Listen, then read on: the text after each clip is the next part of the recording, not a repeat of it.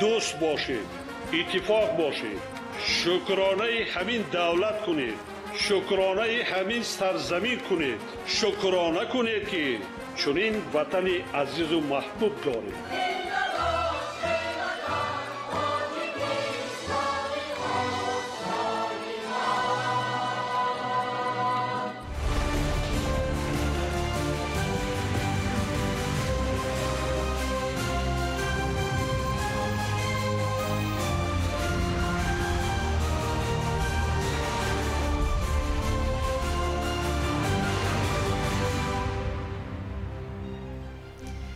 ассалому алайкум бинандагони азиз. нашри барномаи иттилоотии ахборон мустақиман аз телевизиони тоҷикистон манзуратон мегардонед. тавре қаблан иттилоъ додем 16 март сафари расмии президенти ҷумҳурии тоҷикистон пешвои миллат муҳтарам Эмомалӣ Раҳмон дар Федератсияи Русия оғоз гардид. 16 март сафари расмии президенти ҷумҳурии тоҷикистон пешвои миллат муҳтарам Эмомалӣ Раҳмон ба Федератсияи Русия бо ворид шуданашон ба шаҳри Москва оғоз ёфт. маросими истиқболи расмии меҳмони олиқадр президенти ҷумҳурии тоҷикистон дар фурудгоҳи Внуково 2 шаҳри раиси ҳукумати Федератсияи Русия Марат Ҳуснуллин ва дигар намояндагони воломақом гарму самимӣ пазироӣ карданд. барои истиқболи шоиста майдони фурудгоҳ бо парчамҳои давлатии ду кишвар оро ёфта, ротаи қаровули фахрии гарнизони ҳарбии Москва ва оркестри низомии асбобҳои нафасӣ саф ороста буд.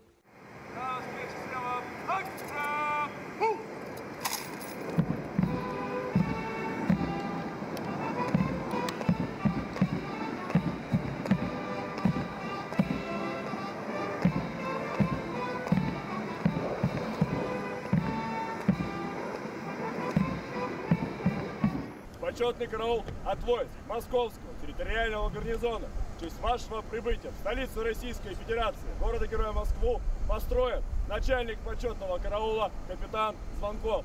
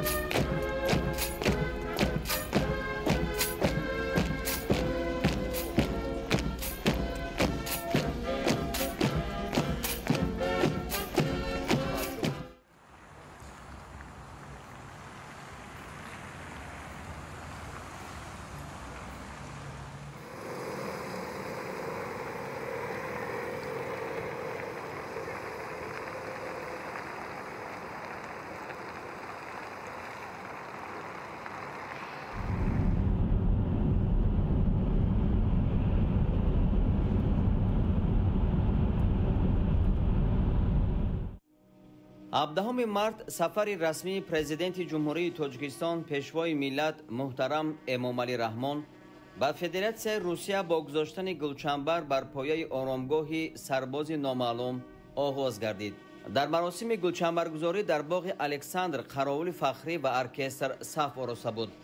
коменданти ҳарбии Москва оид ба саф кашидан ва омодагии горди фахрӣ барои баргузории маросими гиромидошти хотираи қурбониён ба президенти ҷумҳурии тоҷикистон гузориш дод. сарвари давлати тоҷикистон муҳтарам эмомалӣ раҳмон таҳти мусиқии маросимӣ дар назди гулхани абадӣ гулчанбар гузошта бо дақиқаи хомӯшӣ хотираи қаҳрамонони Федератсияи Русияро пост доштанд.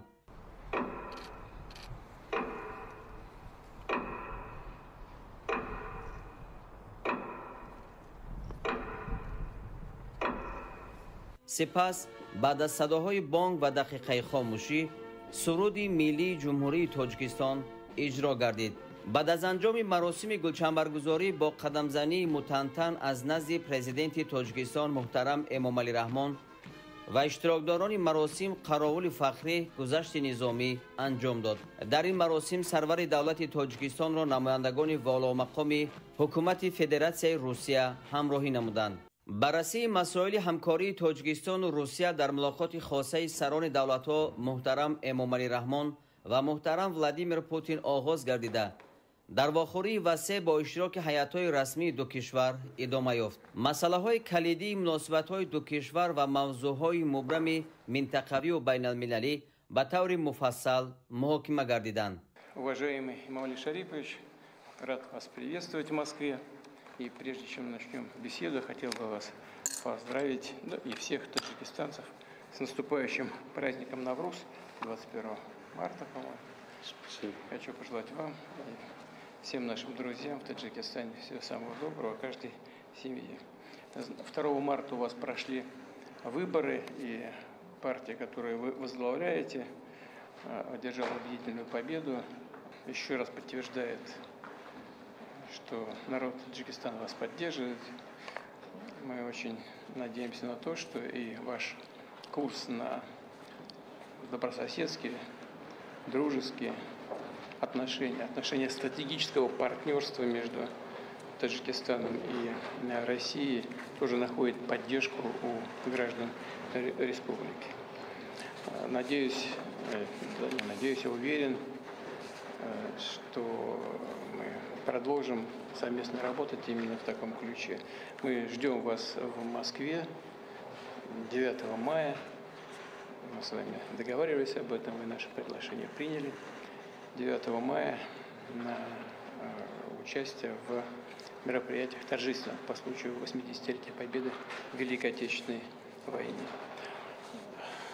Россия является одним из ключевых и важнейших торгово-экономических партнеров Таджикистана. Наши отношения развиваются. В прошлом году товарооборот увеличился еще на 7 с лишним %, достиг $1,5 миллиарда. Объем капиталовложений тоже примерно такой же, чуть побольше, даже 1,6 миллиарда. 80 субъектов Российской Федерации поддерживают отношения с властями, со своими партнерами из областей Таджикистана. Мы с вами вместе занимаемся вопросами обеспечения безопасности на нашем пространстве в зоне ответственности ОДКБ.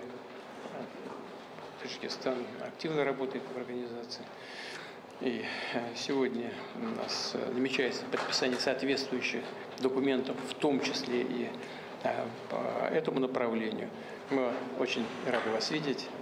У нас много вопросов, и они подготовлены. Ну, конечно, как всегда, есть вопросы, которые нужно будет, видимо, на уровне министерств, ведомств пообсуждать дополнительно. Наша команда хорошо подготовлена с обеих сторон. Мы рады вас видеть. Добро пожаловать. Большое спасибо, уважаемый Владимир. Во-первых, огромное большое спасибо за приглашение, теплый прием и гостеприимство. Таджикистан и Россия – давние стратегические партнеры и союзники. Отрадно, что наши отношения развиваются по нарастающей. активно продвигается межгосударственный диалог. Россия, ведущий торгово-экономический партнер, хотел бы выразить вам искреннюю благодарность за теплый прием и гостеприимство. Спасибо. сарвари давлат муҳтарам эмомалӣ раҳмон аз рушди хуби муколамаи сиёсӣ дар ҳамаи сатҳҳо изҳори қаноатмандӣ намуданд. рушди бо суръати ҳамкории тиҷоративу иқтисодӣ дар солҳои охир таъкид гардид. аз ҷумла масоили густариши ҳамкорӣ дар бахшҳои саноат, энергетика ва кишоварзӣ баррасӣ шуд. ба масъалаҳои рушди робитаҳои гуманитарӣ, ҳамкорӣ дар соҳаҳои фарҳанг ва маориф таваҷҷӯҳи хоса зоҳир гардид. гуфта шуд, ки дар шаҳру ноҳияҳои гуногуни Тоҷикистон 71 муассисаи таълимӣ бо забони русӣ, аз ҷумла онҳое ки соли 2022 аз ҷониби сарони давлатҳо ифтитоҳ ёфта буданд, ҳамчунин 190 мактаби омехта фаъолият доранд. дар ин зимн, ҳамкорӣ дар таъмини ин муассисаҳои таълимӣ бо китобу маводи таълимӣ ва адабиёт бо забони русӣ аз масъалаҳои матраҳ боқӣ мемонад. зикр шуд, ки дар Тоҷикистон 3 филиали муассисаҳои бонуфузи олии таълимии Русия фаъолият дошта. зиёда аз 28 000 шаҳрвандони Тоҷикистон дар донишгоҳу донишкадаҳои Русия таълим мегиранд. ҷонибҳо ба мувофиқа расиданд, ки моҳи июни ҳамин сол дар Федератсияи Русия рӯзҳои фарҳанги Тоҷикистон баргузор карда мешаванд. таъкид гардид, ки дар ҳар ду кишвар барои мукаммалсозии ҳамкории байниминтақавӣ, аз ҷумла баргузории як қатор чорабиниҳои гуногун сатҳ дар ин самт талош хоҳанд кард. ба ҳамкории байнипарлумонии ду кишвар баҳои баланд дода шуда, ҷонибҳо барои идомаи босамари он дар оянда изҳори ҳавасмандӣ намуданд. таҳкими ҳамкорӣ дар соҳаи амният ва тақвияти ҳамоҳангӣ дар фаъолияти муштараки хадамоти махсус ва мақомоти ҳифзи ҳуқуқ дар мубориза бар зидди таҳдиду хатарҳои амниятӣ аз масъалаҳои муҳими музокирот буд. ҳамкории судманд дар доираи созмонҳои минтақавӣ ва байналмилалӣ низ дар маркази таваҷҷӯҳи сарони ду давлат қарор дошт. 17 март дар доираи сафари расмии президенти ҷумҳурии Тоҷикистон пешвои миллат муҳтарам Эмомалӣ Раҳмон дар Федератсияи Русия дар толори қасри Кремл маросими маҷозии оғози сохтмони ду иншооти муҳими иҷтимоӣ ва гуманитарӣ дар ҷумҳурии Тоҷикистон баргузор гардид. дар маросими оғози бунёди театри давлатии драмавии русӣ ба номи Владимир Маяковский ва маркази байналмилалии таълимӣ барои омӯзиши шаҳри Душанбе аз маҳалли сохтмони иншоот раиси Маҷлиси Миллии Маҷлиси Олии Ҷумҳурии Тоҷикистон, раиси шаҳри Душанбе муҳтарам Рустами Эмомалӣ ва муовини сарвазири Ҷумҳурии Тоҷикистон Дилрабо Мансурӣ оид ба омодагӣ ба баргузории маросим гузориш доданд. Хочу поблагодарить всех коллег за проделанную работу и, разумеется, всего доброго, успехов разрешаю.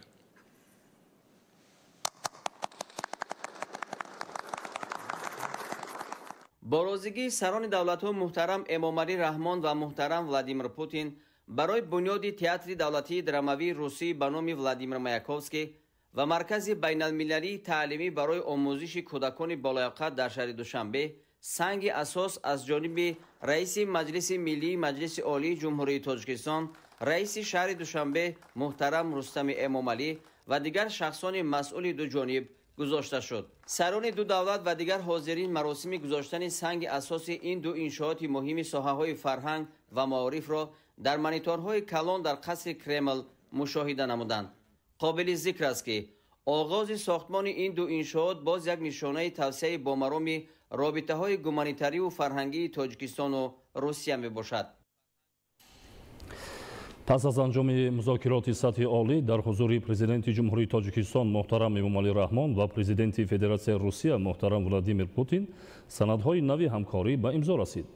созишнома миёни ҳукумати ҷумҳурии Тоҷикистон ва ҳукумати Федератсияи Русия оид ба ҳамкорӣ дар барқарорсозии заминҳои ҷумҳурии Тоҷикистон, ки дар натиҷаи истихроҷи уран ва коркарди маъданҳои кӯҳӣ зарар диданд.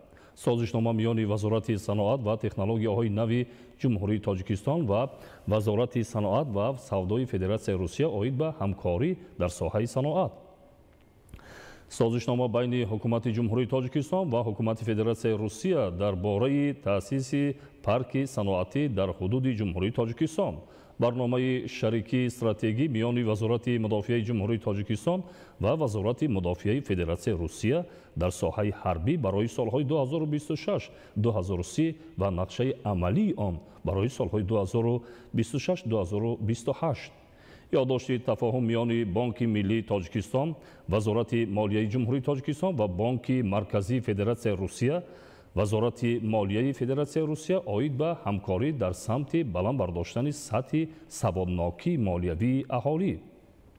یادداشت تفاهم اید به همدیگر فهمی میان اگنتی اینواسیا و تکنولوژی‌های رقمی نزد پرزیدنت جمهوری تاجیکستان و وزارت رشد رقمی، علاقه و کمونیکاسیای عمومی فدراسیون روسیه وابسته به همکاری در ساحه رقمی کنانی و تکنولوژی‌های اطلاعاتی. سازشنامه میان مقامات اجرایی حاکمیت دولتی ولایت ختلان جمهوری تاجیکستان و حکومت ولایت کیروف فدراسیون روسیه اید به تطبیق مناسبت‌های اقتصادی بین المللی و خارجی در ساحه تجارتی و اقتصادی، علمی و تکنیکی، اجتماعی، فرهنگی و گومانیتاری. بعد امضای سندهای نوی همکاری، سران دولت‌ها محترم امومالی رحمان و محترم ولادیمیر پوتین برای دایره وسیع خبرنگاران نشست مطبوعاتی آراسته اید به نتیجه مذاکرات سطح عالی با اظهارات سخنرانی نمودند. ادامه برنامه اخبار. имкониятҳои сайёҳии шаҳри душанбе барои намояндагони соҳаи сайёҳӣ, воситаҳои ахбори омма ва фаъолони иҷтимоии ҷазираи киши ҷумҳурии исломии Эрон муаррифӣ гардид. шурӯъ аз 16 март дар арафаи ҷашни байналмилалии Наврӯз дар масири киш Душанбе киш хатсайри мустақими ҳавоии муваққати сайёҳӣ ифтитоҳ гардид. иброҳим Нарзуллозода гузориш медиҳад. дар остонаи ҷашни наврӯзи байналмилалӣ нахустин парвоз аз ҷониби ширкати ҳавопаймоии киш Airlines-и ҷумҳурии исломии Эрон дар масири ҷазираи киш ҷон дода шуд. ифтитоҳи парвозҳо бо мақсади рушди соҳаи сайёҳӣ дар мамлакат ва хусусан ҷалби сайёҳон ба Тоҷикистони соҳибистиқлол дар остонаи ҷашни наврӯзи байналмилалӣ амалӣ карда шуд. дар доираи ифтитоҳи ин хатсайр имкониятҳои сайёҳии шаҳри Душанбе барои намояндагони сайёҳӣ, воситаҳои ахбори омма ва фаъолони иҷтимоии ҷазираи киши ҷумҳурии исломии Эрон معرفی کرده شد. سلام عرض کنم خدمت مردم عزیز و دوست داشتنی تاجیکستان. ما هر جا که بتونیم فارسی صحبت بکنیم احساس غربت نمی کنیم و اونجا وطن ما محسوب میشه.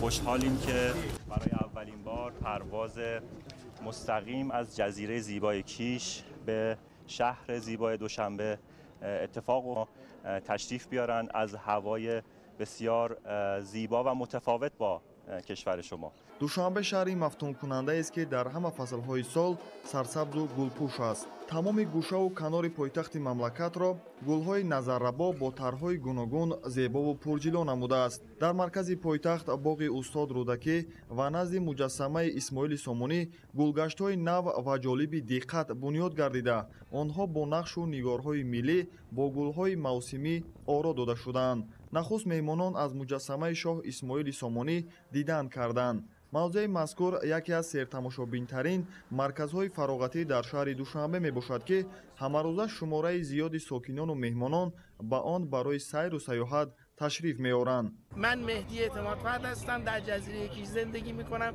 اتفاقی که افتاده اینه که شما الان میتونید در فصل‌هایی که اینجا خیلی هوا سرده و میخواهید لذت یک هوای مطبوع رو داشته باشید به جزیره کیش بیایید و برعکس ما از جزیره کیش در زمانی که هوا گرمه میتونیم بیایم اینجا و از فضا اینجا استفاده بکنیم و این پیوند رو نگه داریم. دوست دارم که همه مردم تاجیکستان، دوشنبه و همه شهرها تشریف بیارن و مهمان ما در جزیره کیش باشن. قطعا بهتون خوش خواهد گذشت. امکانات رفاهی، امکانات تفریحی بسیار خوبی برای تک تک شما در جزیره کیش مهیا کردیم. امیدوارم اونجا ببینیمتون. مورد ذکر است که بنیاد مجسمه شاه اسماعیل سامونی نشانه عالی قدرشناسی و ارجگذاری به گذشته نیک و عبرتبخش دولت و ملت تاجیک و رمزها و دیگر مقدسات بزرگ ملی می باشد. من مهرداد تاوتلی هستم، فعال حوزه گردشگری در جزیره زیبای کیش و دبیر جامعه هتلداران کیش. خیلی خوشحالم امروز خدمت شما هستیم. البته من سالها قبل یه چند سفری رو به دوشنبه و کشور قشنگ تاجیکستان داشتم و واقعا که هم به دلیل اینکه ایران ملت ما و کشور ما مناسبت‌های فرهنگی و مخصوصا زبان مشترکی رو داریم، به نظر من اتفاق خیلی خوبی میتونه باشه توی تعاملات گردشگری و حالا تجاری حتی، و بتونیم کارهای مشترک زیادی رو در حوزه گردشگری و مخصوصا فرهنگی. من امروز سازهایی رو که دوستان میزدن و نوجوانان اینجا میزدن، خب خیلی از این سازها رو ما در ایران میزنیم. این نشون میده ریشه فرهنگی ما یکی قطعا تو لباس، هم خدمتتون عرض کنم که پوشاک و غذا و خیلی از مناسبت‌های فرهنگی ریشه مشترک داریم و این خیلی میتونه قشنگ باشه تو برگزاری همایش‌ها، هفته‌های فرهنگی گردشگری در دو کشور. و مخصوصا ما تیمی که اومدیم خدمت شما از جزیره مرجانی و زیبای کیش اومدیم. با شرافت استقلال دولتی و تشبث و اقدامات نجیب و سازنده رهبریت دولت، امروز شهر دوشنبه به شهر مورد توجه سیاحان خارجی تبدیل یافته است. در ادامه مهمانان از آثارخانه مجمع میدان استقلال دیدن کردند. آثارخانه مرحله‌های گوناگون تاریخی را در بر گرفته، در آن اساساً بازیافت‌هایی که ضمن گذرانیدن کافتوکاوهای ارخئولوژی در حدود شهر دوشنبه دریافت گردیدند جمع‌آوری شده است. موجودیت چنین یادگاری‌ها گواهی آن است که دوشنبه دارای تاریخ قدیمه بوده. در حدود آن از دوره‌های قدیم هنر و هنرمندی، فرهنگ و آیین‌های گوناگون رشد کرده بود. اینچنین در ادامه از آثارخانه ملی تاجیکستان نیز دیدن نموده با تاریخ و تمدن ملت تاجیک شناس شدند. راهبرداران این مؤسسه فرهنگی به هیئت مهمانان در شعبه‌های نمایشی آثارخانه ملی، تاریخ و فرهنگ، هنرمندی، طرز زیست نیاگان، جشن و عنعنه‌ها، لباس‌های ملی و دستاوردهای بی‌نظیر زمان صاحب استقلالی تاجیکستان را معرفی نمودند. همچنین با هیئت جمهوری اسلامی ایران واخوری برگزار گردید. ضمن واخوری ابراز گردید که برای تقویت بخشیدن و زیاد نمودن شماره سیاحان باید از همه امکانیاتی که از جانب حکومت‌های هر دو دولت فراهم آورده شده است ثمراناک استفاده نمود. فعال نمودن خطسیرهای نوی سیاحی در دایره برگزاری جشن بین‌المللی نوروز که همساله در جمهوری تاجیکستان با شکوه و شهامت خاصه برگزار می‌گردد، برای گسترش همکاری، زیاد نمودن شماره سیاحان و شناسایی آنها با عرف و عادت‌های خاص ملی تاجیکی زمینه می‌گذارد. روزی گذشته شرکت هواپیمایی آسمان ایرلاینز جمهوری قرقیزستان اولین پرواز مستقیم را در مسیر بیشکک خوجند بیشکک عملی نمود. تفصیلات بیشتر در گزارش عبدالوهاب عبدالستار و الیاس باباجان. 16 марти соли 2025 соати 14:30 ҳавопаймои ширкати Осмон Эйрлайнси ҷумҳурии Қирғизистон бо ҳайати 70 нафара ки асосан аз рӯзноманигорон, блогнависони маъруф, намояндагони соҳаи авиатсияи гражданӣ ва ширкатҳои сайёҳӣ иборат буд, дар фурудгоҳи байналмилалии Хуҷанд фуруд омад. ҳайати меҳмононро масъулини мақомоти иҷроияи ҳокимияти давлатии вилояти Соғд аҳли зиё, ҷавонон ва намояндагони басоити ахбори омма гарму самимӣ истиқбол гирифтанд. дар фурудгоҳи байналмилалии Хуҷанд намояндагони соҳаи авиатсияи граждании ҷумҳурии Тоҷикистон ва ҷумҳурии Қирғизистон зимни баргузории як ҳамоиш иброз доштанд ки барқарор намудани парвозҳои ҳавоӣ тасмими муҳим ва саривақтии сарони ду давлат буда, дар таҳкими муносибатҳои дӯстона, инчунин робитаҳои иқтисодию фарҳангӣ ва ба рушди соҳаи сайёҳӣ мусоидат менамояд.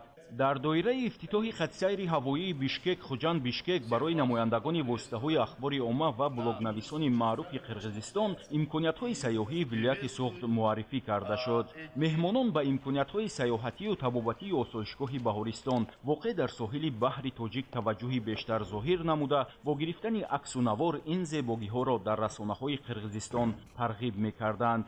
Когда я ранее работал в туристической сфере, я неоднократно слышал об известном именно, скажем, курорте Бахаристан, и всегда слышал, что здесь люди отдыхают, лечатся, да, во многом укрепляют свое здоровье, и вот мне посчастливилось именно посетить данную местность, что в свою очередь очень вызывает восхищение, очень красиво, тихо, солнечная погода.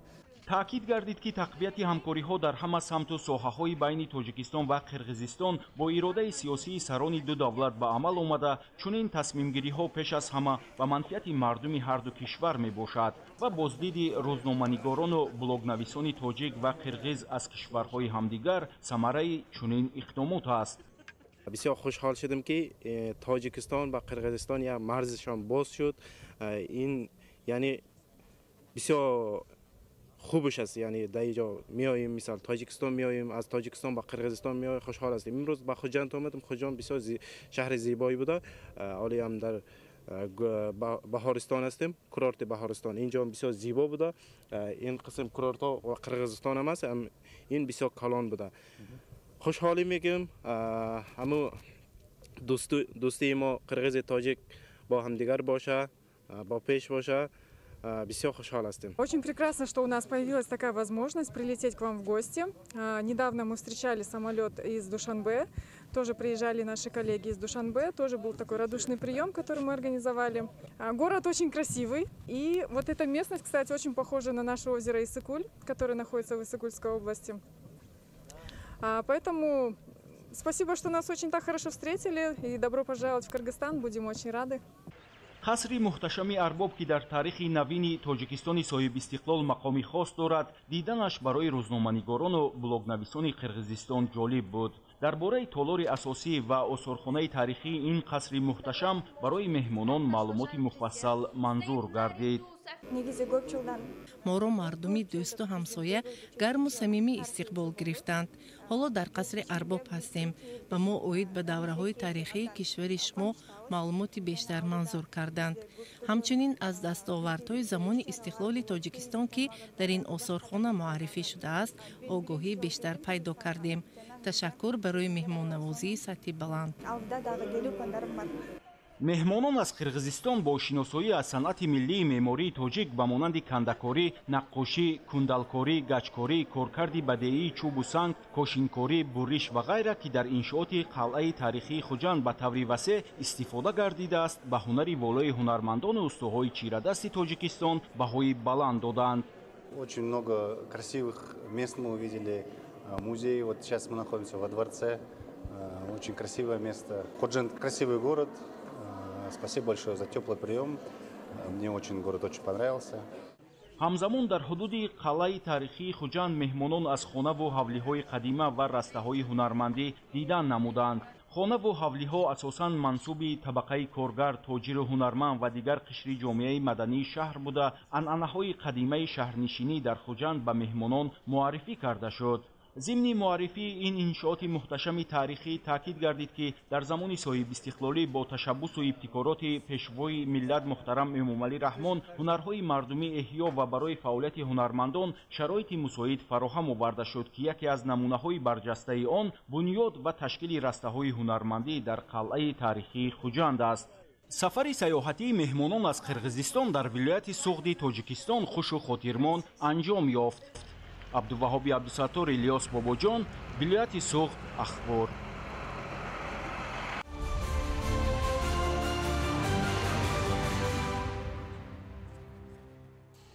ҷумҳурии тоҷикистон чун мамлакати сулҳҳо ҳамеша ҷонибдори суботу оромӣ ва фазои ҳамдигарфаҳмӣ миёни давлатҳои ҷаҳон мебошад.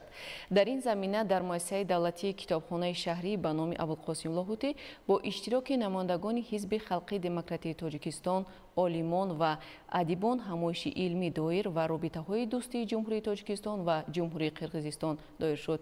гузориш дар ин хусус. чорабинии илмию маърифатӣ дар робита ба муносибатҳои дӯстонаи ҷумҳурии тоҷикистон ва ҷумҳурии қирғизистон дар китобхонаи шаҳрӣ ба номи Абулқосим Лоҳутӣ бо намоиши ҳунарҳои миллӣ ки бештарашон маҳсули дасти кормандони китобхона буданд оғоз гардид. ширкатдорон аз ин намоишгоҳ дидан намуданд. ҳамчунин дар идома аз ҷониби ҳизби халқии демократии тоҷикистон ба ин китобхона маҷмӯи китобҳо тӯҳфа карда шуд.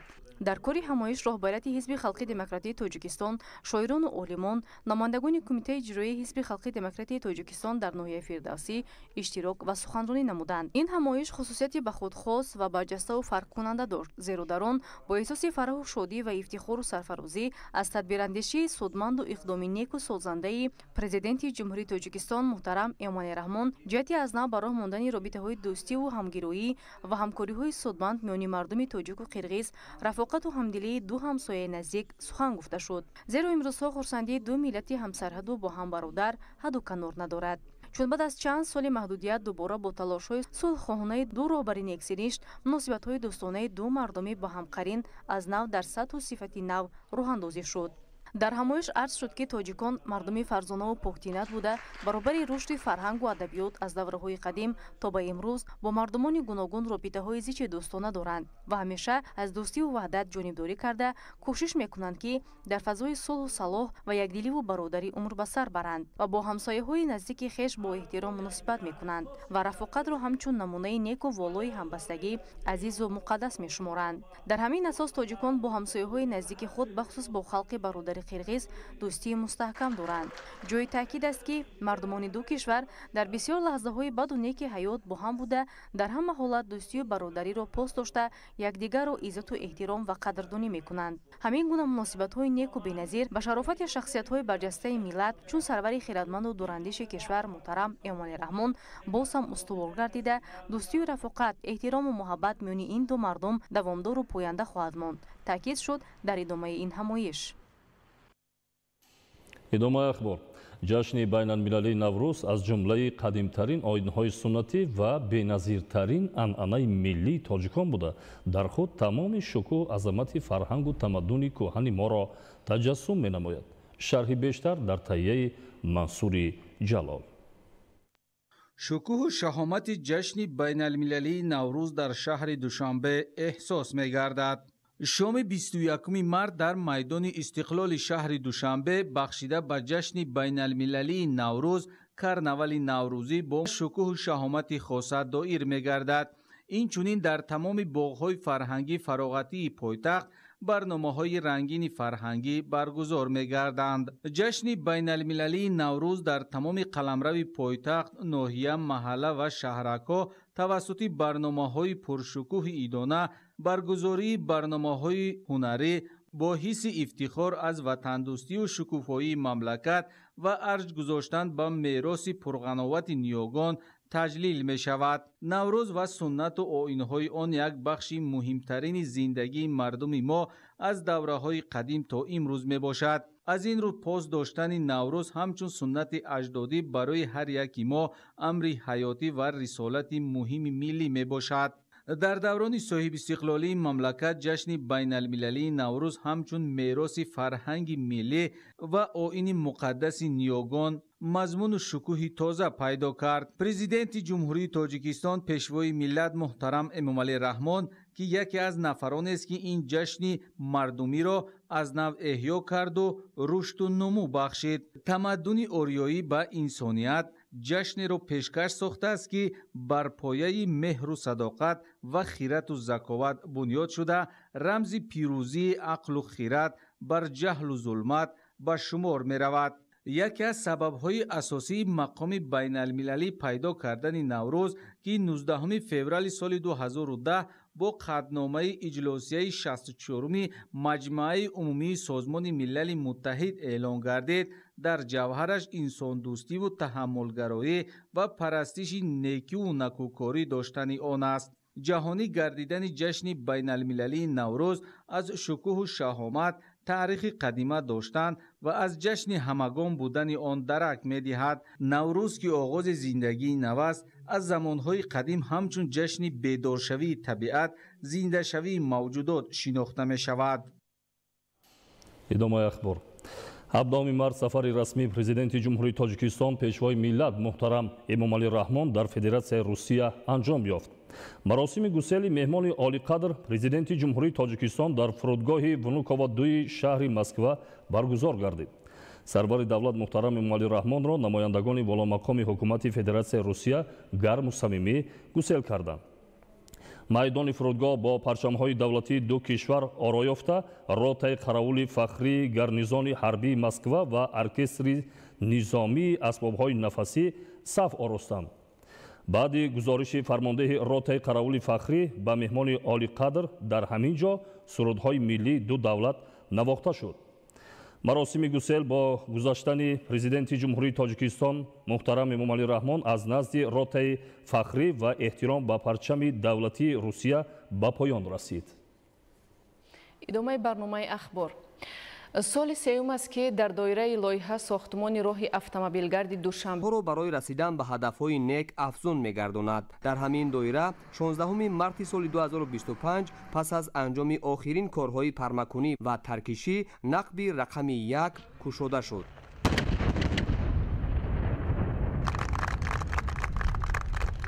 ин барои нақбканон хоса масъулону роҳсозони маркази татбиқи лоиҳаи таҷдиди роҳи автомобилгарди Душанбе Чаноқ рӯзи фараҳу шодӣ ва хотирмон буд, зеро ин қисмати асосии иншоот бо ҷалби мутахассисони дохиливу хориҷӣ дар муҳлати муайяншуда ва сифати баланд ба анҷом расонида шудааст, ки барои пешрафти фаъолияти минбаъдаи коргарон мусоидат мекунад. мо дар муддати 2 солу 4 моҳ тавонистем ки корҳои таркишӣ ва пармакуниро ба анҷом расонем.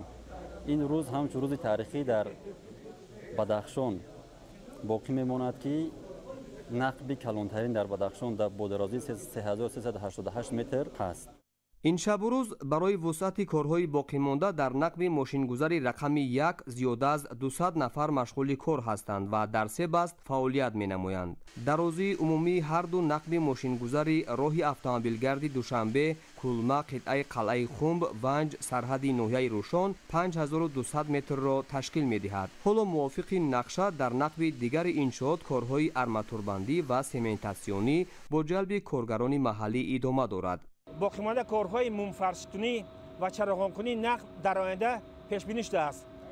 нақбканони тоҷик бо қувваи рустамона ва азми иродаи мустаҳкам тамоми қувваи худро ба харҷ доданд, ки нақби мазкурро дар вақти муайяншуда бо сари баланд супоранд. таркиш шуд ва ин таркиш ду қисматро бо ҳам пайваст, яъне ки деҳаи Кевронро бо деҳаи Ҷорф пайваст намуд. мо мардуми дарвоз аз сиёсати пешвои миллат ҷаноби олӣ Эмомалӣ Раҳмон ниҳоят хирсанду сарфарозем. нақби якуми роҳ пурра, корҳои сохтмонаш ба этмом расид ва ба наздикӣ ки роҳ наздиктар кушода мешавад ва як сабукӣ як кори мушкилоти мардум осонтар мешавад. дар асоси дастуру супоришҳои президенти ҷумҳурии Тоҷикистон, пешвои миллат муҳтарам Эмомалӣ Раҳмон роҳи мошингарди Душанбе Кулма, қитъаи қалъаи Хумб, Ванҷ, сарҳади ноҳияи Рӯшон мувофиқи нақшаи пешбинишуда бо сатҳу сифати баланд ва риояи меъёрҳои роҳсозӣ бунёд гардида дар рӯзҳои таҷлили ҷашни 35-солагии истиқлолияти давлатии ҷумҳурии Тоҷикистон мавриди истифода қарор дода мешавад. қитъаҳои чорум ва панҷум ки аз ҳудуди ноҳияи Ванҷ мегзарад, корҳои сохтмонӣ бо маром ва бо як вусъати тоза пеш рафта истодаанд. рӯи таъмирро солҳои зиёд надида буд. рафтуомади мардуми вилояти мухтори кӯҳистоби Бадахшон ба пойтахт бисёр мушкил буд. ҳатто аз як шабонарӯз зиёдтар 2-3 шабонарӯз ҳаракат менамуданд ва роҳҳо бисёр вақт маҳкам ва душворгузар буданд. бо таҷдид ва аз навсозӣ шудани роҳи мазкур, ҳаракати мунтазими воситаҳои нақлиёт ва ҳаракати бехатари онҳо пурра таъмин гардида равои шаҳрвандон осон мегардад. фармоишгари ин тарҳ вазорати нақлиёти ҷумҳурии Тоҷикистон ва ҳамоҳангсози он маркази татбиқи лоиҳаи таҷдиди роҳи автомобилгарди Душанбе Чаноқ буда, ҳоло корҳои сохтмонӣ бо ҷалби 225 техника ва наздики 900 нафар коргарону мутахассисони маҳаллию хориҷӣ дар 20 нуқта идома дорад. ман Наҷмиддин Субҳиддин, сокини ноҳияи Айнӣ, миннатдории худро ба пешвои муаззами миллат мерасонем, ки мо дар роҳи дурдасти Ванҷ ва Дарвоз зиёда аз 40 нафар ба корҳои бетонгирӣ ва арматурбофӣ машғул мебошем. барои ободони ватан саҳми худро мегузорем. корҳои сохтмонӣ дар иншоот аз километри 371 деҳаи чорбоғи ноҳияи Дарвоз то сарҳади ноҳияи Рӯшони вилояти Мухтори Кӯҳистони Бадахшон идома ёфта дар умум дарозии роҳ 109 километрро ташкил медиҳад. Бо бунёди ду нақб 15 пули мошингузар ва анҷоми дигар тадбирҳо масофаи роҳ ба 93 километри лоиҳавӣ баробар гардида дар натиҷа 16 километр роҳ кӯтоҳ мешавад. мутобиқи лоиҳа дар қитъаҳои чорум ва панҷум сохтмони 5 адад пулҳои мошингузар ба нақша гирифта шудааст. айни замон мо дар километри 64500 ва 64600 лоиҳа қарор дорем. сохтмони пули мазкур дар ин ҷо оғоз шудааст ки дарозии он 102 метрро ташкил медиҳад ва паҳноии кӯпруки мазкур 12 метр мебошад. роҳи мазкур душворгузар буда аз байни қаторкӯҳҳои Дарвоз мегузарад. аз рӯи маълумоти масъулон то ин муддат мунфаршкунии қабати поёнии роҳ дар ноҳияи Дарвоз бо дарозии 31 километр ва дар ноҳияи Ванҷ 19,5 километр ба сомон расонида шудааст. роҳе ки то сарҳади Рӯшон ноҳияи Дарвозро мепайвандад, бисёр мошинҳо бо як азияти машаққати зиёд ба нуқтаҳои муайян мерасиданд ва дар баробари натиҷаи корҳои сохтмонӣ ин роҳ ба як роҳи гулистон ҳамвор шуд ки ҳоло бошад қабати якл дар шоҳроҳи Ванҷ Рӯшон кор ва фаъол дар шоҳроҳи Ванҷ Рӯшон кор ва фаъолият карда истодаем ва дар ҷои кор ҳама шароитҳо муҳайё ҳаст. мо бо ҷои хоб маоши хуб таъмин ҳастем. миннатдории худро ба пешвои миллат муҳтарам Эмомалӣ Раҳмон мерасонем ки дар ватани худамон ҷойҳои кори зиёд шуданд ва мо шаҳрвандон омада озодона кор ва фаъолият мекунем. дар маҷмӯъ баъд аз анҷоми пурраи корҳо меъёрҳо ва қоидаҳои сохтмонӣ ба дараҷаи сеюми техникӣ дохил мегардад. роҳ аз ду хатти ҳаракат иборат буда паҳноии стандартии он ба 12 метр баробар мешавад. зоҳиршоҳи тағоимрод Завқибеки Абдураҳмон барои барномаи иттилоъоти ахбор. сокинони шаҳри Исфара ба истиқболи ҷашни 35-солагии истиқлоли давлатӣ иқдомҳои шоистаро амалӣ намуда ба бунёди иншооти таъиноти мухталиф камар бастанд. гузориши Собир Аёбӣ ва Саҳбон Қурбонов.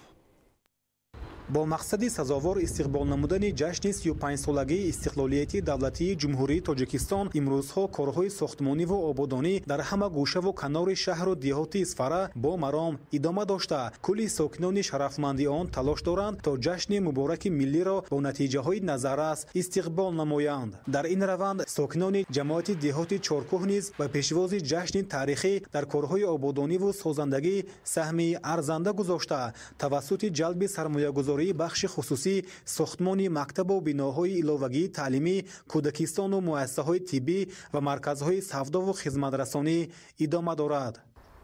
сокинони шарафманди ҷамоати деҳоти Чоркӯ талош доранд то ҷашни мубораки миллии 35-солаги истиқлолияти давлати Тоҷикистонро бо натиҷаҳои назаррас истиқбол гиранд.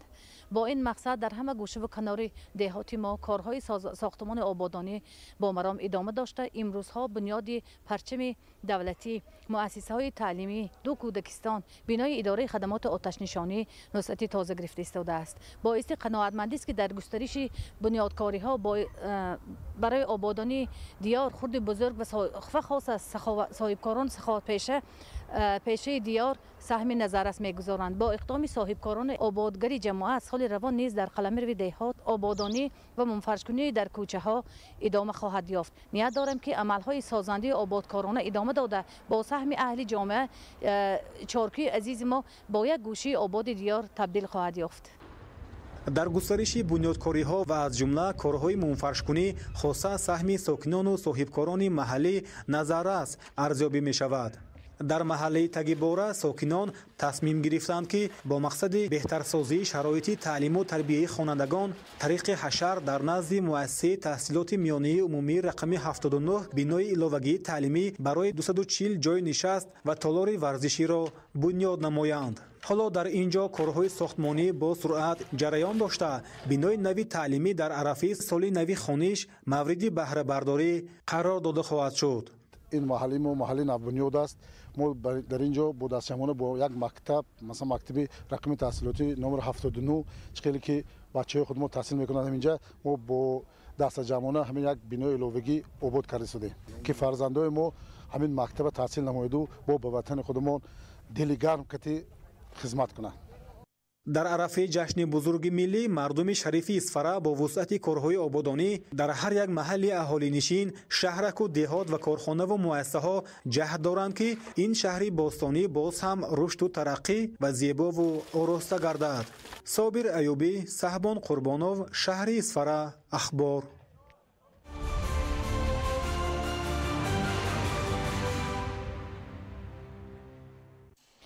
در دانشکده بین‌المللی لوکانت دانشگاه بین‌المللی سیاحی و صاحبکاری تاجیکستان با استقبال جشن بین‌المللی نوروز همایش برگزار گردید.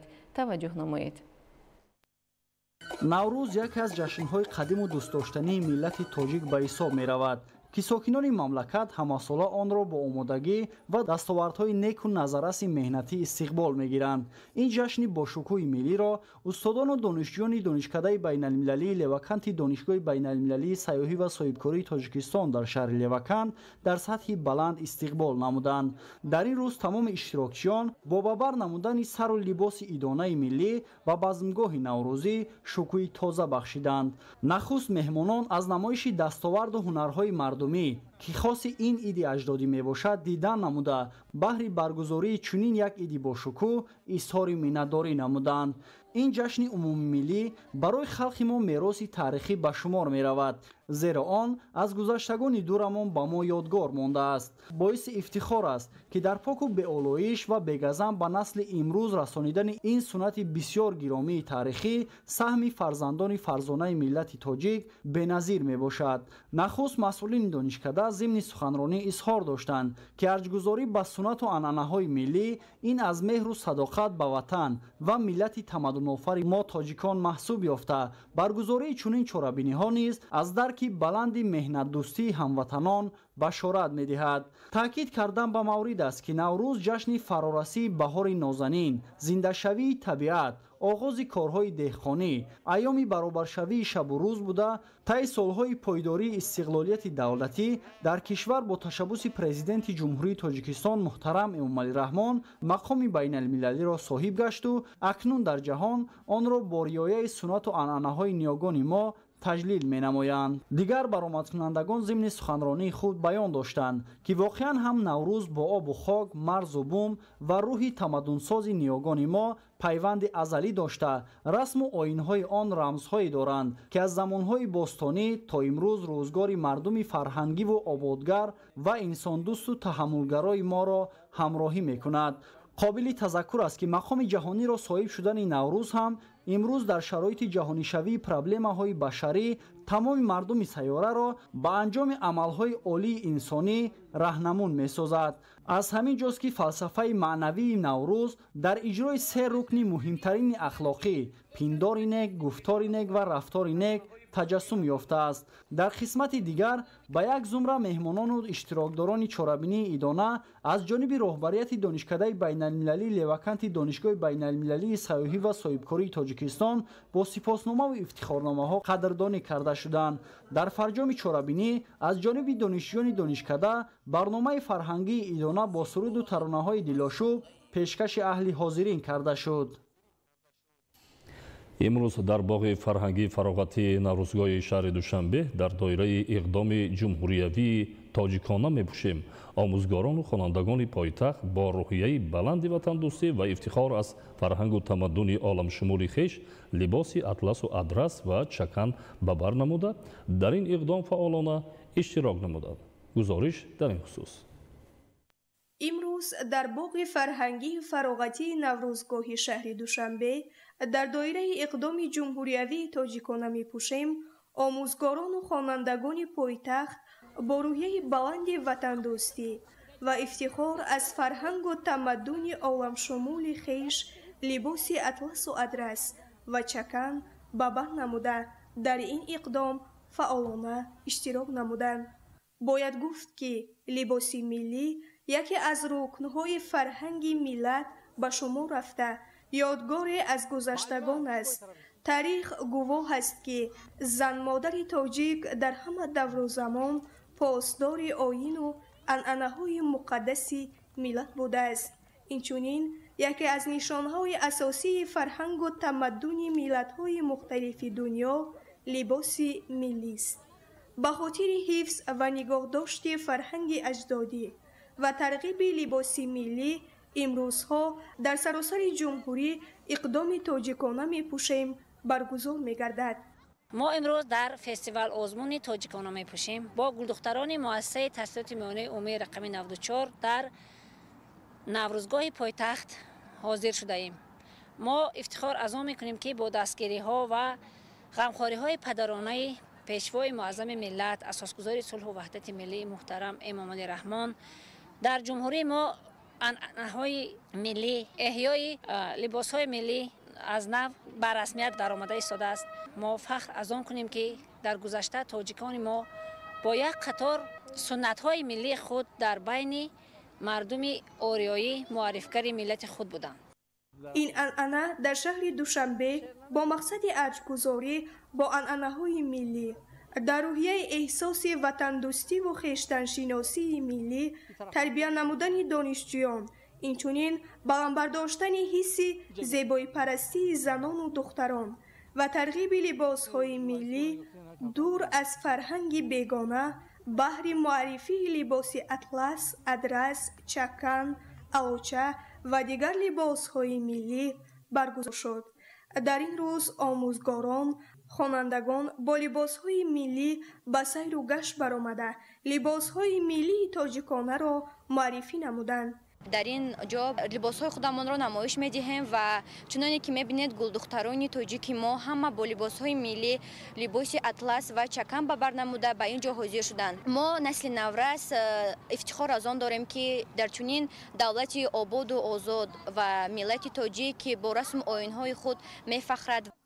لباس ملی چون رکن از فرهنگ ملی و یادگار از گذشتگان در تمام مرحله‌ها معرفی و بیانگر فرهنگ ملی خلق تاجیک، فرهنگ ملی خلق تاجیک محسوب شده با شرافت پاینده و میهم پرستی اساسگزار صلح و وحدت ملی پیشوای ملت پرزیدنت جمهوری تاجیکستان محترم امام علی رحمان در عرصه جهان به طور شایسته معرفی می‌گردد. موضوع دیگر кишоварзони ноҳияи кушониён таи солҳои охир ба кишти зери пилёнкаи пунбадона таваҷҷӯҳи хос зоҳир намуда имсол мақсад доранд дар масоҳати 10730 гектар кишти ин зироати техникиро ба роҳ монанд. гузориш дар ин хусус. ин майдонҳои васеъ барои кишти пунбадона пешбинӣ гардидааст. имсол бояд тибқи нақша дар ноҳияи кушониён дар майдони 10730 гектар кишти пунбадона гузаронида шавад. ба ҳоло хоҷакдорон ин маъракаи муҳими саҳроиро оғоз намуда талош намуда истодаанд ки саривақту босифат анҷом бахшанд.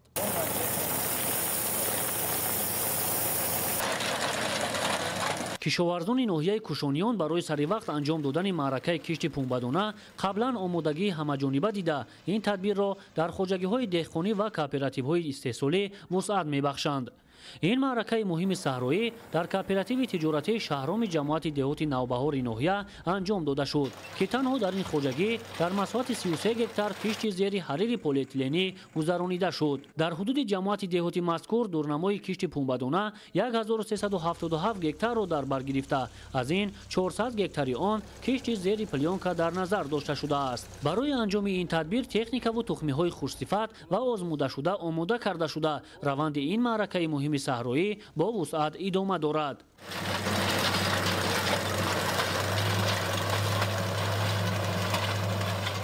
дар кооперативи истеҳсолӣ шаҳром қарор дорем. айни ҳол тухми пунбадонаи ба усули нави зери пилёнка шурӯъ намудем. кишоварзон кӯшиш намуда истодаанд ки ами кишти зери пилёнкаро тезтар хубтар ва ба сифати баланд ба роҳ монанд. заҳмату талоши доимии кишоварзону хоҷагидорони ноҳияи кушониён ҳамасола самараи хуб ба бор меоварад ки онро деҳқонон дар истифодаи дурусти замин, усулҳои манфиатбахши кишту парвариш ва риояи саривақтии қоидаҳои агротехникии он арзёбӣ менамоянд. ҳамин аст ки деҳқонони ноҳия масоҳати кишти зироату сабзавоти гуногунро ҳамасола васеъ намуда аз он ҳосили фаровон ба даст меоранд ки дар таъмини амнияти озуқавории сокинон саҳми арзанда гузоранд. Самандар Шоев, Искандари Саид, ноҳияи Кушониён, Ахбор.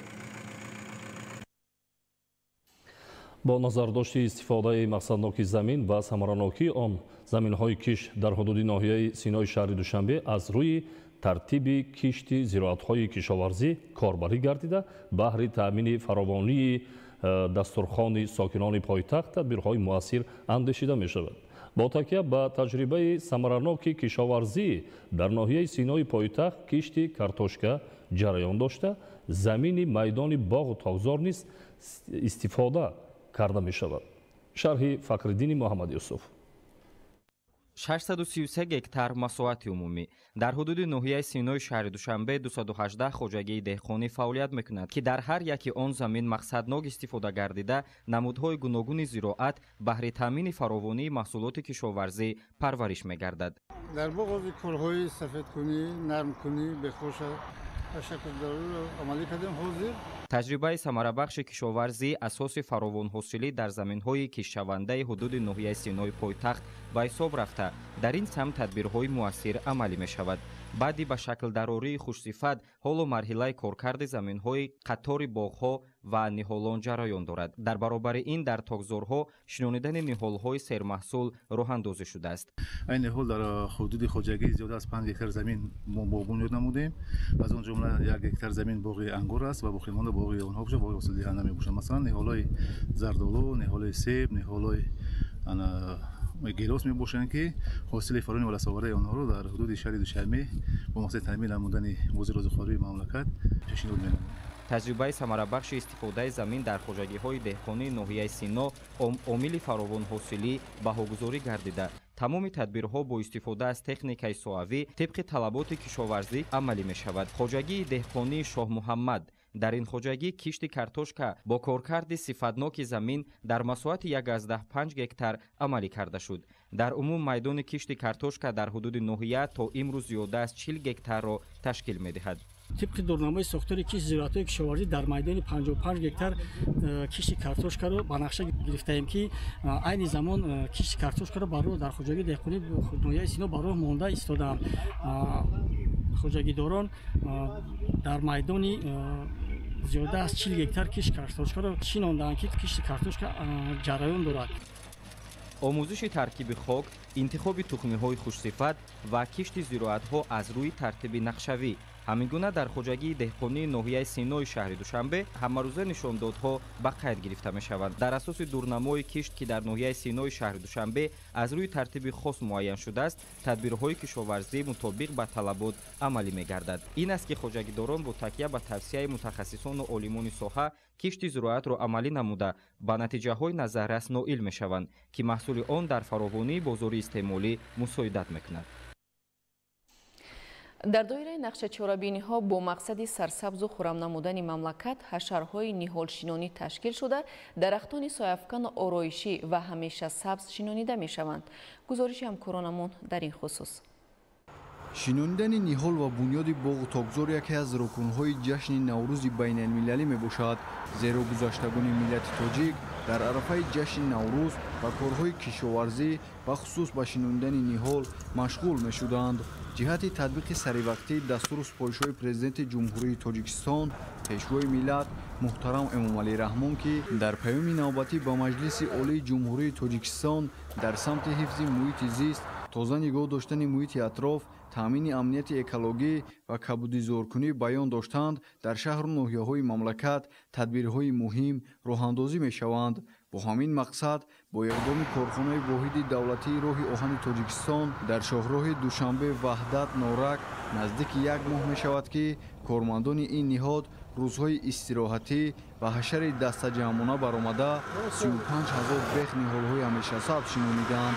ин тадбир бо мақсади саҳмгузорӣ дар беҳдошти муҳити зист ва баланд бардоштани маърифати экологии шаҳрвандон амалӣ карда мешавад. Президенти ҷумҳурии Тоҷикистон муҳтарам Эмомалӣ Раҳмон дар паём ба Маҷлиси Олии Ҷумҳурии Тоҷикистон аз сокинони мамлакат даъват намуданд, ки ба ободӣ, тозагию озодагӣ диққат дода, табиати Тоҷикистони бииштосоямонро ба гулистон табдил диҳем. Ҳар яке мо вазифа дорем, ки дар тозаю озода нигоҳ доштани муҳити атроф ва сарсабзу хуррамгардонии он саҳмгузор бошем. Дар фарҳанги миллии мо калимаи сабз на танҳо рамзи хуррамӣ ва ободӣ аст, балки рамзи покӣ, тансиятӣ ва зиндагии осоишта мебошад ва ба суннатҳои миллӣ ва оинҳои динии мо иртиботи қавӣ дорад. аҷдодони мо дар ҳар давру замон талош меварзиданд, ки бо такя ба арзишҳои миллӣ маконеро обод ва боғу гулгашт бунёд намоянд, иброз доштанд ҳашарчиён. боиси фараҳмандист, ки дар арафаи ҷашни байналмилалии Наврӯз ва амалисозии барномаи давлатии кабудизоркунии Ҷумҳурии Тоҷикистон барои давраи то соли 2040 имрӯз дар тамоми гӯшаву канори шаҳру деҳоти Истаравшан маъракаи ниҳолшинонӣ вусъати тоза касб намудааст. бо фароҳам омадани обу ҳавои мусоид дар арафаи ҷашни байналхалқии Наврӯзи оламафрӯз бо ташаббуси мақомоти иҷроии ҳокимияти давлатии шаҳри Истаравшан ва бахши ҳифзи муҳити зисти шаҳр ҳашари дастаҷамъии ниҳолшинонӣ баргузор гардид, ки дар он кормандони мақомоти иҷроии ҳокимияти давлатӣ, масъулини корхонаву ташкилот ва кормандони соҳаи тандурустӣ фаъолона иштирок намуданд. ҳадаф аз гузарондани маъракаи ниҳолшинонӣ пеш аз ҳама сарсабзгардонии як гӯшаи диёр саҳми арзанда гузоштан ҷиҳати табдил додани Тоҷикистон ба кишвари сабз ва коҳиш додани газҳои гулхонаӣ ба шумор меравад. маъракаи ниҳолшинонӣ дар канори шоҳроҳи Душанбе Истаравшан хуҷанд доир гардида, ҳашарчиён ниҳолони ҳамешасабзу мевадиҳанда ва сояафканро тибқи тавсияи олимону мутахассисони соҳа шинониданд. қайд карданд ба маврид аст, ки то имрӯз аз ҷониби бахши ҳифзи муҳити зисти шаҳри Истаравшан дар гулгашту хиёбонҳо, ду канори роҳҳои калони нақлиётгард ва гӯшаву канори ҷамоатҳои деҳот ва ҳудуди шаҳр беш аз 18 000 бех ниҳолони мевадиҳанда, ороишӣ сояафкан ва ҳамешасабз шинонида шуд. дар асоси барномаи амалигардонии кабудизоркунӣ то давраи 2040 бахши ҳифзи муҳити зист дар шаҳри Истаравшан барои кабудизоркунӣ дар шоҳроҳи Душанбе Истаравшан хуҷанд беш аз 5000 ниҳолҳои ҳамешасабз ва ороишӣ шинонда шуда истодааст. олимону мутахассисон иброз медоранд, ки бо шинонидани дарахтони гуногун иқлими сайёра метавонад дар сатҳи мӯътадил нигоҳ дошта шуда ба воситаи кам кардани газҳои гулхонаӣ ҳолати ҳавои атмосфера барқарор мегардад. ҳамзамон дар шароити иқлими Тоҷикистон истифодаи нуриҳои органикӣ ҳангоми шинонидани ниҳолҳо ба сабзиш зуд самар додан ва пурқувват гардонидани решаи дарахтон мусоидат мекунад. чунин равандро сокинону ҷомеаи ободгари шаҳру деҳоти Истаравшани бостонӣ дарк намуда, ҳамарӯза дар мавсими ниҳолшинонӣ саҳми арзанда гузошта истоданд. боиси тазаккур аст, ки дар баробари шинонидани дарахтони гуногуни мевадиҳандаву ороишӣ, инчунин дар хоҷагиҳои кишоварзӣ ва деҳаҳо авҷи бунёди боғҳои интенсивию суперинтенсивӣ идома дорад. дар ноҳияи Рашт маъракаи ниҳолшинонӣ аз ҷамоати шаҳраки Ғарм оғоз гардид.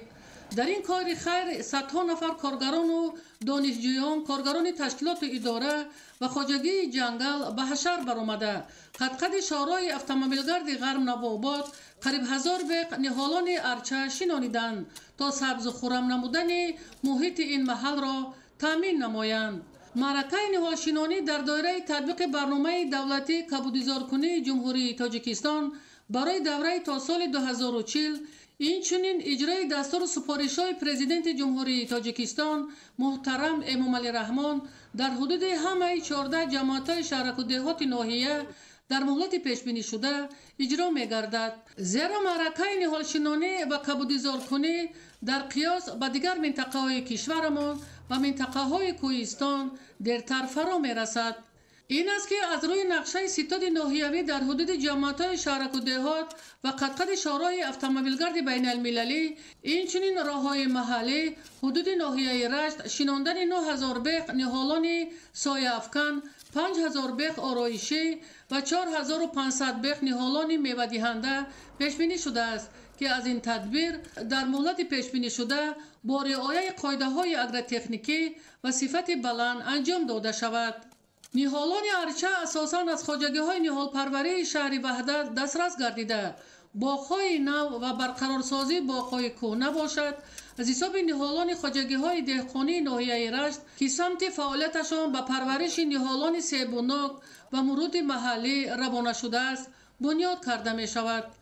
در این ردیف سال روان 125 گکتار باغ‌های کهنه برقرار، همزمان 17 گکتار باغ نو و 30 گکتار جنگلزاران بنیاد و برقرار می شود تا در آینده افزایش استحصال میوه‌های خوش‌صفت و سرسبز و خرم نمودن طبیعت تأمین کرده شوند. سال جاری در پرتو دستور و هدایت‌های پرزیدنت جمهوری تاجیکستان محترم امامعلی رحمان جهت برقرار نمودن پایگاه‌های آبکشی از حساب برنامه‌های ساحوی تجهیزات و واسطه‌های اساسی آورده شده است که با نصب اگریگات و تعمیر شبکه‌های آبیاری میدان‌های باغ و کشتزاران با آب پالایزی تامین گردیده این روند و سرسبزی نهالان سایه‌افکن و میوه‌دهنده مساعدت خواهد کرد.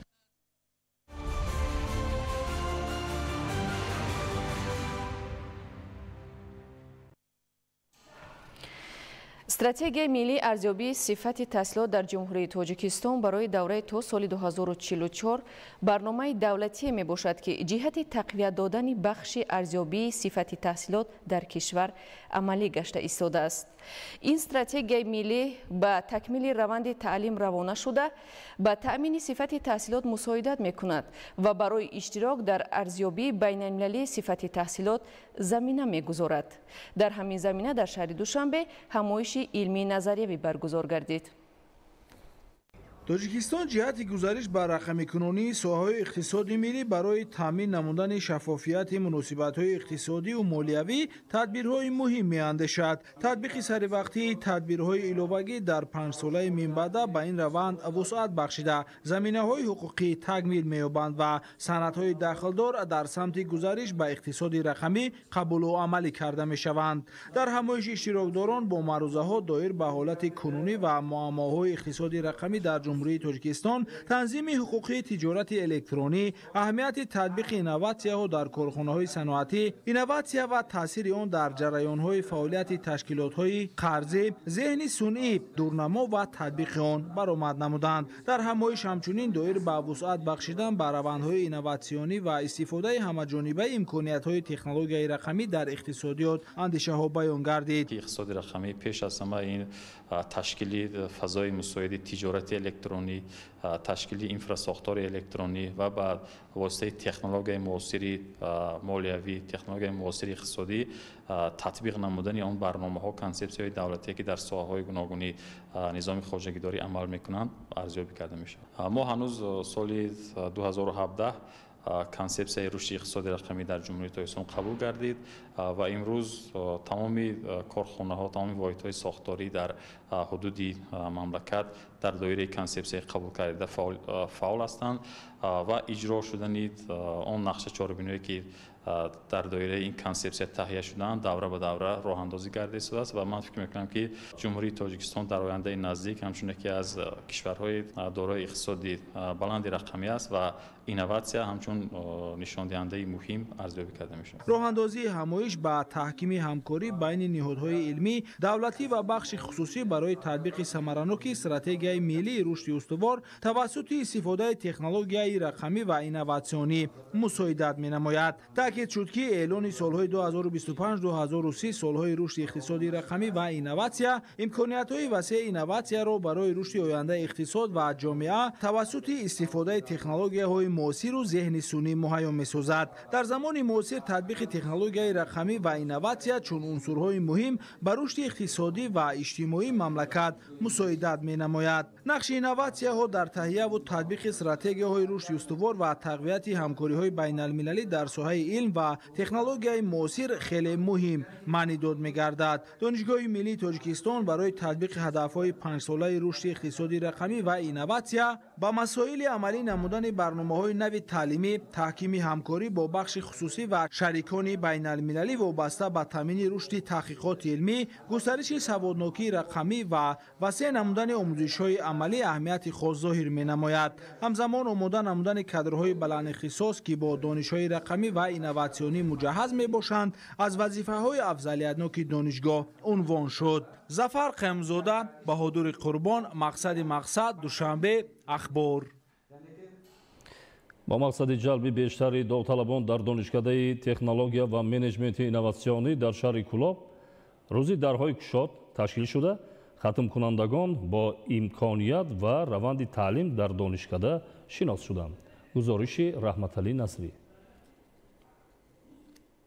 با مقصد شناسایی ختم کنندگان مؤسسه‌های تعلیمی شهر و ناحیه‌های منطقه کلاب از شرایط تحصیل و امکانیت‌های فراهم آورده شده برای دانشجویان و ادامه دادن تحصیل خویش و صاحب کسب و صاحب اختصاص گردیدن در دانشکده تکنولوژیا و منیجمنت اینوواسیونی در شهر کلاب روزی درهای گشاد برگزار گردید.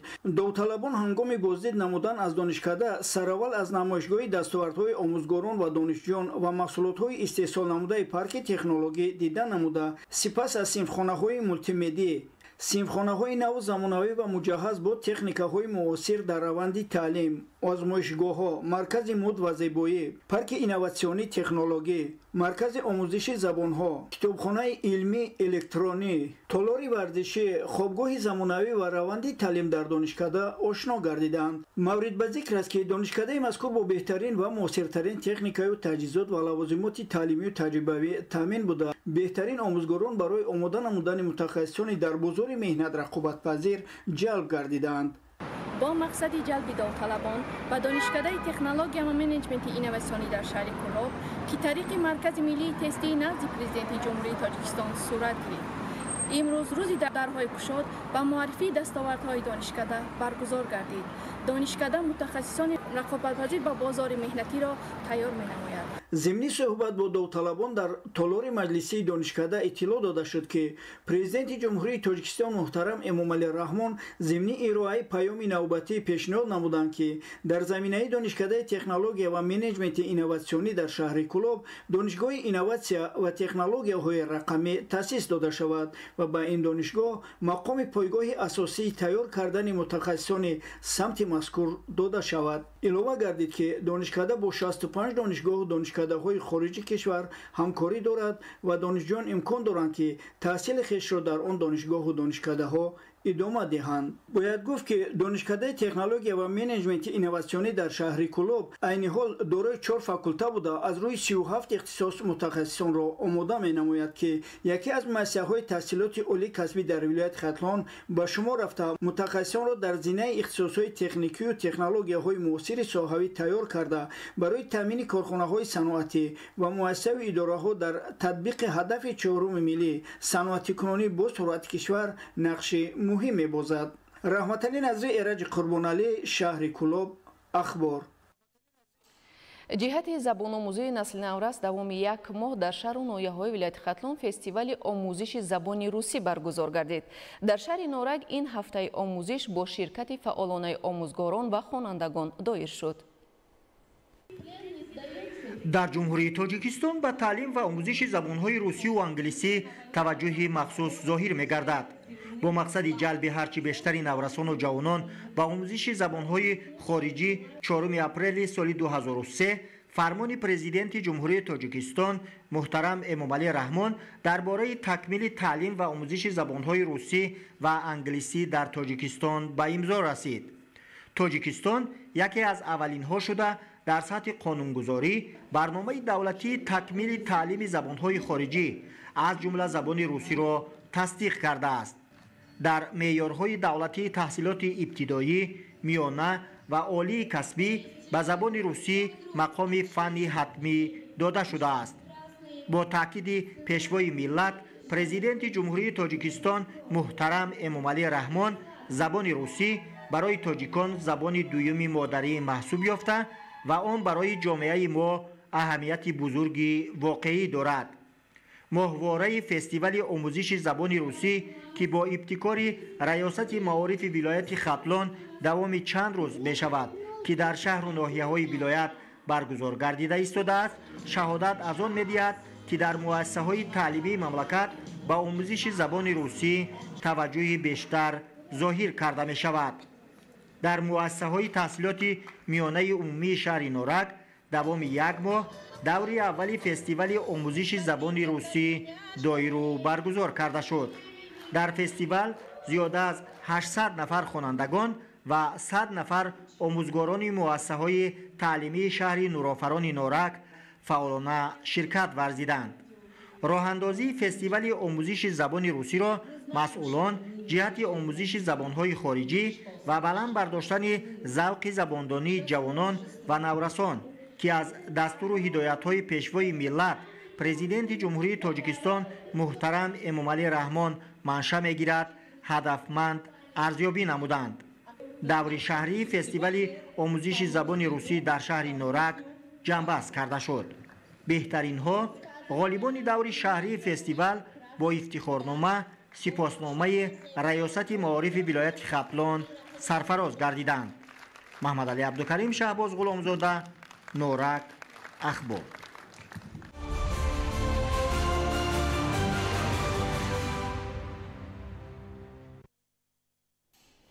استراتژی ملی ارزیابی صفت تحصیلات در جمهوری تاجیکستان برای دوره تا سال 2044 برنامه دولتی می باشد که جهت تقویت دادن بخش ارزیابی صفت تحصیلات در کشور عملی گشته ایستاده است.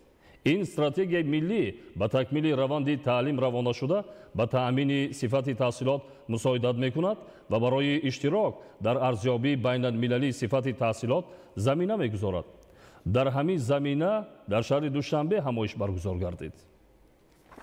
وزارت معارف و علم جمهوری تاجیکستان برای در عمل تطبیق نمودن سیاست معارف پرورانه حکومت کشور زیر رهبری پیشوای معظم ملت محترم امامعلی رحمان در سمت بهتر نمودن سطح صفت تحصیلات استراتژی ملی رشد معارف جمهوری تاجیکستان برای دوره تا سال 2030 و کانسپسیای ملی ارزیابی صفت تحصیلات در جمهوری تاجیکستان برای دوره تا سال 2044 را جهت تقویت دادن بخش ارزیابی صفت تحصیلات در کشور عملی نموده ایستاده است. با همین مقصد از جانب وزارت معارف و علم و مرکز ملی تحصیل نزد پرزیدنت جمهوری تاجیکستان همایش علمی و عملی تحت عنوان ارزیابی بین المللی پیلس 2026 و آزمایش محلی آن دایر کرده شد. در همایش علمی عملی گفته شد که پیلس یکی از تحقیقات بین المللی است که با مقصد ارزیابی و مقایسه نمودن نتیجه های تعلیمی خوانندگان صنف 4 وابسته به خوانش و درک متن برگزار کرده می شود. اشتراک در این تحقیقات کمک می نماید تا معلومات پیدا نماییم که چگونه نظام تحصیلات و برنامه های تعلیمی در سراسر جهان با هم موافقت و تفاوت دارند و چگونه ما می توانیم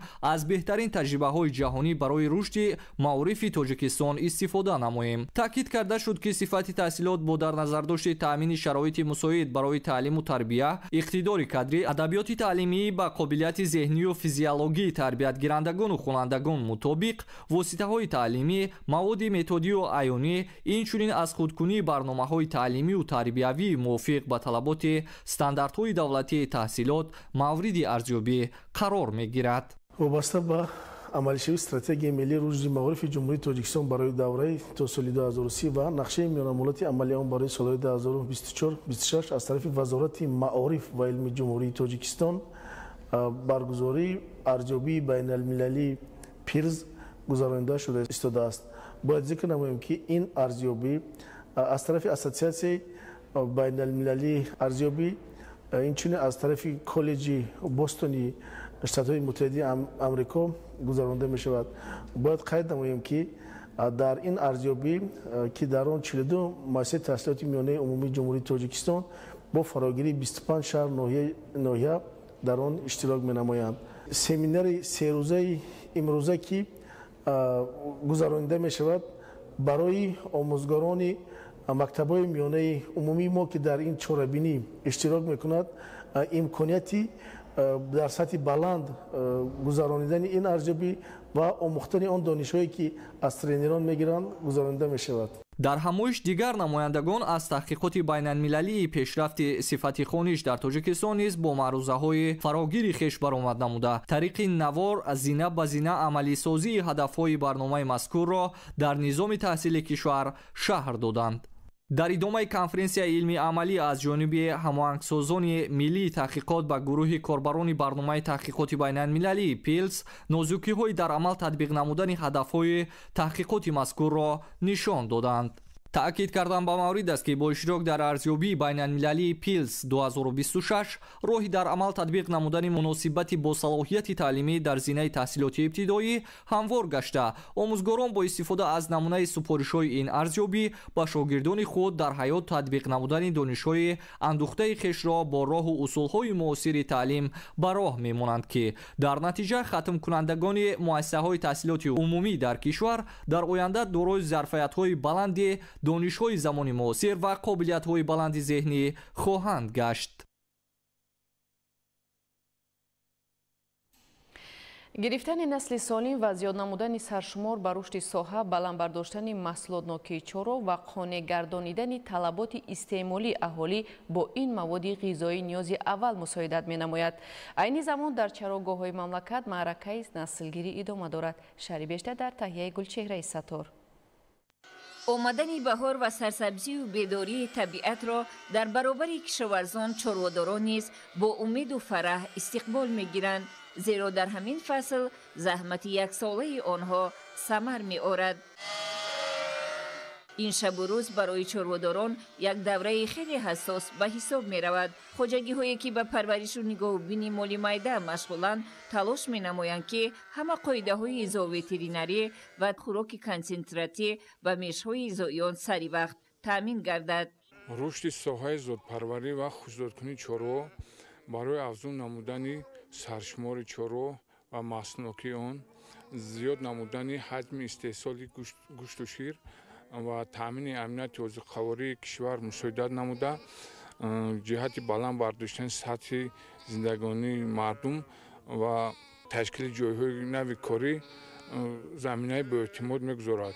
айни замон дар ҷумҳурӣ 7,95,167 сар моли майда мавҷуд аст ки аз он 3 миллионашро зоти асили гӯсфанди ҳисорӣ ташкил медиҳад. зоти гӯсфанди ҳисорӣ хеле зудрас асту аз дигар зотҳо дар масъалаи вазнъафзункунӣ бартарият дорад. хоҷагиҳои чорвопарвар ба парвариши зоти гӯсфанди ҳисорӣ ҳавасмандии хеле зиёд доранд, зеро дар 4рӯзагӣ наслаш метавонад то 15 килограмм, дар 4моҳагӣ 40 ва дар 4солагӣ 190 ва аз ин ҳам зиёд вазн дошта бошад.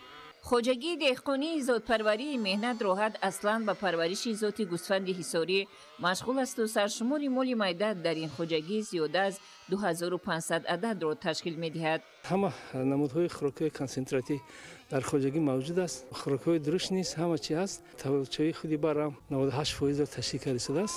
ин дастовард ба талаботҳо ва нигоҳубини дурусти чорво вобастагии калон дорад. дар ин хоҷагӣ ба солимии моли майда аҳамияти аввалин дараҷа дода мешавад.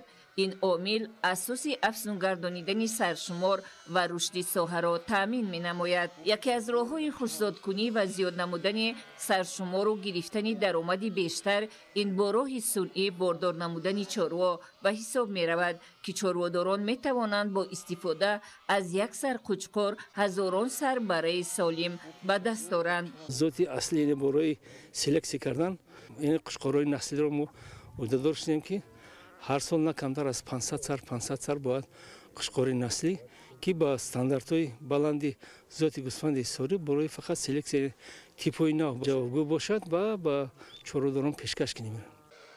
раванди наслгирӣ нишон медиҳад ки имсол нисбати соли гузашта ҳисорӣ дар ҳамин хоҷагӣ парвариш карда мешавад ва бо институти тибби ветеринарӣ, институти масоили амнияти биологӣ тӯли 10 сола аст ки ҳамкории зич дорад. он чизе ки дар илм местаст ана дар ҳамин хоҷагӣ аслан амалӣ карда мешавад. ҳар нафаре ки дар ин фасл аз назира мегузарад аз садои якмароми барачаҳои ширмасту ҳаёҳои чӯпон, омадани баҳору хӯрамии табиат ва гармии зиндагиро ҳис мекунад.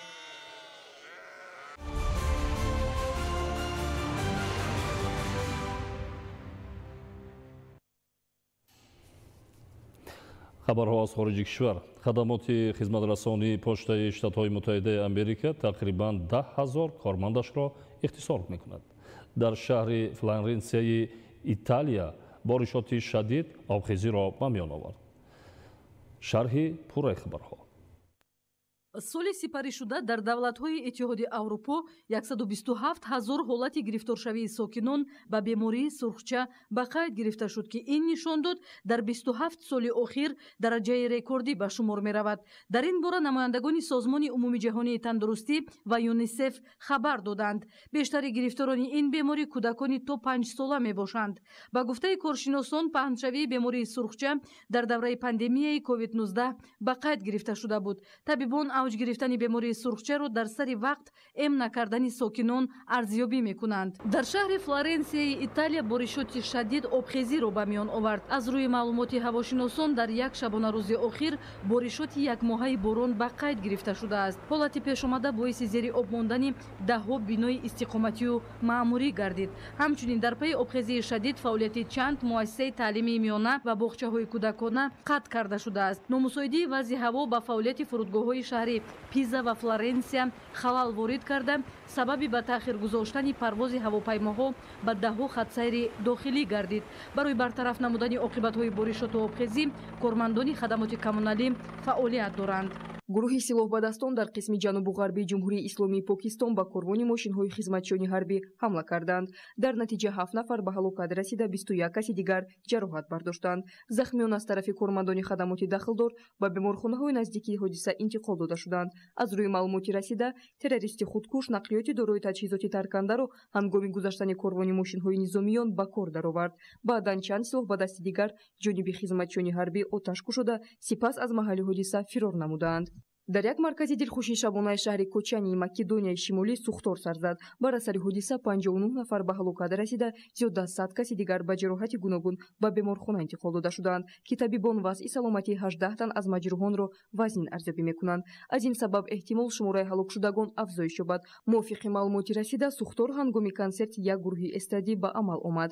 кормандони хадамоти дахлдор мизоҷону кормандони маркази дилхушии шабонаро ба ҷойҳои бехавф кӯчонидаанд. ҳангоми сар задани сӯхтор дар маркази дилхушии шабона 1500 нафар қарор доштанд. тибқи маълумоти кормандони мақомоти полис сӯхтор эҳтимол дар натиҷаи истифодаи маводи пиротехникӣ сар зада бошад. дар маҳалли ҳодиса барои дақиқ намудани сабабҳои сар задани сӯхтор кормандони хадамоти дахлдор фаъолият доранд. хадамоти хизматрасонии почтаи иёлоти муттаҳидаи амрико тақрибан 10 000 кормандонашро ихтисор мекунад. ба маълумоти расида дар чанд соли охир шуъбаи почта ба мушкилоти молӣ дучор шудааст. ин аввалин ҳодисаи ихтисори густурда дар хадамоти почтавии амрико нест. ёдовар мешавем ки соли 2021 хадамоти почтаи иёлоти муттаҳидаи амрико 30 000 нафарро ихтисор карда буданд. айни ҳол дар ин ташкилот қариб 640 000 нафар кор мекунанд.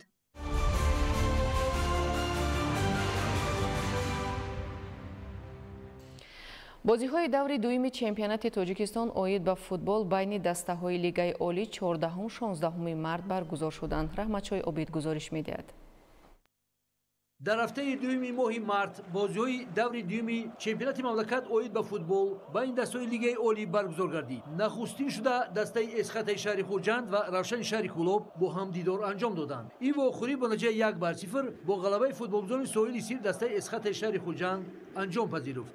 дастаи эсхата 10 нафарӣ дар муқобили дастаи равшан бозӣ карданд. дар дақиқаи 65 вохӯрӣ диёрбек Шакиев аз ҳайати дастаи эсхата бар муқобили футболбозони дастаи равшан дағалона қоидаи бозиро вайрон кард ва довари марказ Насрулло Кабиров ӯро бо корти сурх ҷазо дод. аз дақиқаи 65 сар карда дастаи эсхата бозиро 10 нафарӣ идома доданд. дар дақиқаи 65 бозӣ Санҷар Ризқибоев капитани тими эсхата бо як партофти зебои хеш Асадбек Махтумовро бо дарвозабони тими равшан 1-1 баровард ва Асадбек аз ин имконият моҳирона истифода карда голи ягонаи ин бозиро ба нишон расонд 1-0 ва бо ҳамин натиҷа футболзони тими эсхата аввалин ғалабаашонро дар мавсими имсола ба даст оварданд. мавриди зикр аст ки дар даври якуми чемпионат дастаи эсхата аз тими вахши бохтар бо натиҷаи 1-3 мағлуб шуда буданд. тими равшан низ дар даври аввал дар муқобили дастаи истаравшан бо натиҷаи мусовӣ бозиро ҷамъбаст кардааст. вохӯри дастаи регартадари шаҳри тусунзода истиқлоли шаҳри душанбе дар даври дуюми чемпионати тоҷикистон оид ба футбол ба ин дастаи лигаи олӣ бо натиҷаи 1-2 бо пирӯзии дастаи истиқлоли шаҳри душанбе ҷамъбаст гардид. Ин вохӯрӣ дар варзишгоҳи марказии шаҳри душанбе баргузор шуд. Аллакай дар дақиқаи 7-уми вохӯрӣ дастаи истиқлол пештар шуд.